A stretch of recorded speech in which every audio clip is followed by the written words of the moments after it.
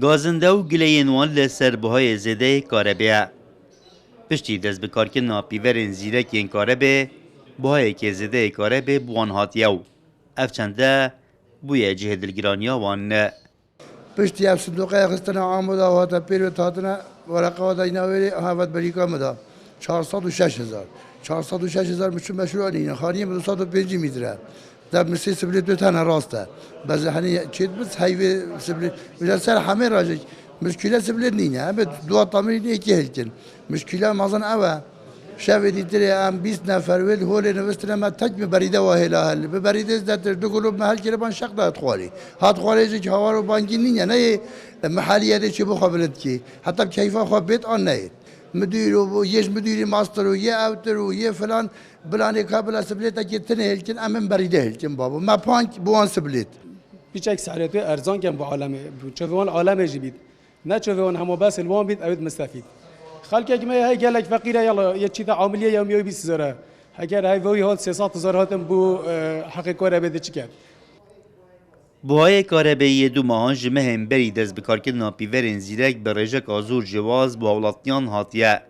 ناف دا هبوینه کجمه میلیونه که 733 دینار با هاتیو بشک دنجی 605 حتی 500 دینار با هاتینه اسهال ببینی آماده را بینی حیوانی نه هزار بعد 7-6 دایی تاتی آبه مشکل آبه شو دیدی؟ نه ولا نه طبيعي شو طبيعية؟ تيتا طبيعي هيفي كله هزار بيدي ك 7-6 دار بل كذا طبيعية كيف هي طبيعية؟ خلاتيه بلا خلاتيه قدرت كده خلاص.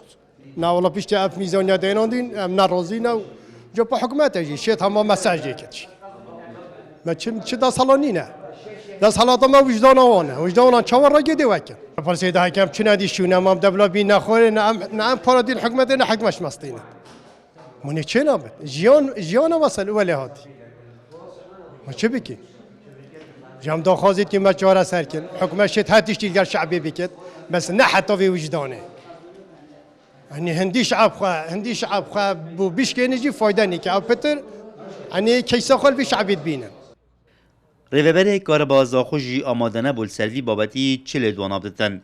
و گود بوها درستن و چه کشت پیوران دانینن و بلا حالاتی سبلتانه هلکنه و کار بازیده نمزیخن پارزیده بوان ناهد پیورن زیرک این کاره به بوینه بارگیرانی کادیتر کل سر بارگیرانی انجیانی ان حولاتیان زیده بوینه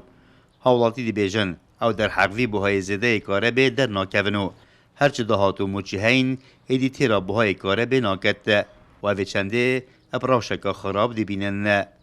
رعت عمر کرسات نیوز زاخو